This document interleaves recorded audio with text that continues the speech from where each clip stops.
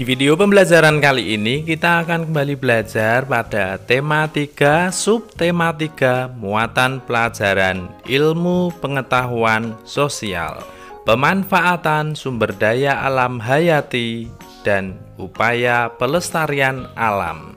Sumber daya alam hayati adalah sumber daya alam berupa makhluk hidup seperti manusia, hewan, dan tumbuhan yang dapat diperbaharui. Manusia memanfaatkan makhluk hidup lainnya, yaitu hewan dan tumbuhan, untuk memenuhi kebutuhan hidupnya. Oleh karena itu, manusia, tumbuhan dan hewan dengan baik. Jika tumbuhan dan hewan dirawat dengan baik, maka manusia dapat memanfaatkan secara optimal. Yang pertama, pemanfaatan hewan. Hewan yang dirawat dengan baik mempunyai banyak manfaat ya bagi manusia. Nah, berikut ini adalah contoh manfaat hewan bagi manusia. Yang pertama, contohnya ayam menghasilkan telur dan daging untuk bahan makanan. Adapun bulunya dapat dimanfaatkan untuk membuat kok dan kemoceng. Kambing menghasilkan susu dan daging untuk bahan makanan.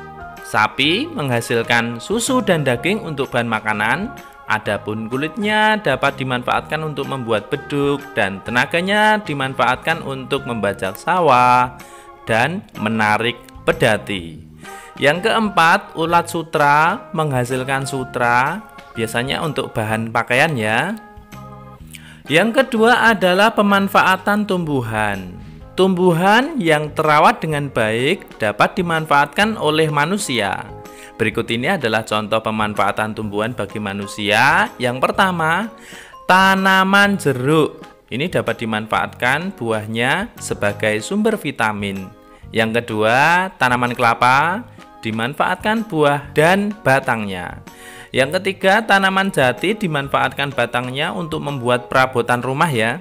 Yang keempat, tanaman anggrek dimanfaatkan sebagai tanaman hias. Upaya pelestarian sumber daya alam. Manusia merupakan komponen biotik lingkungan yang aktif. Hal ini dikarenakan manusia secara aktif mengelola sumber daya alam ini dapat menimbulkan bermacam-macam gejala di lingkungan sekitar. Untuk itulah diperlukan adanya upaya pelestarian lingkungan hidup. Pelestarian lingkungan hidup adalah serangkaian upaya untuk melindungi kemampuan lingkungan hidup terhadap dampak negatif yang ditimbulkan akibat aktivitas manusia. Upaya pelestarian dilakukan agar sumber daya pada lingkungan hidup dapat bertahan selama mungkin dan dapat dinikmati oleh generasi yang akan datang. Menjaga keseimbangan dan kelestarian sumber daya alam. Menjaga keseimbangan dan kelestarian sumber daya alam merupakan tugas kita bersama. Ada beberapa cara yang bisa kita lakukan, mulai dari hal yang kecil hingga hal yang besar. Berikut ini cara yang dapat dilakukan untuk menjaga keseimbangan dan kelestarian lingkungan. Yang pertama, melakukan reboisasi hutan yang gundul. Yang kedua, membuang sampah pada tempatnya. Yang ketiga, mendaur ulang sampah organik menjadi pupuk kompos. Yang keempat, memilah sampah organik dan non-organik sebelum mendaur ulang.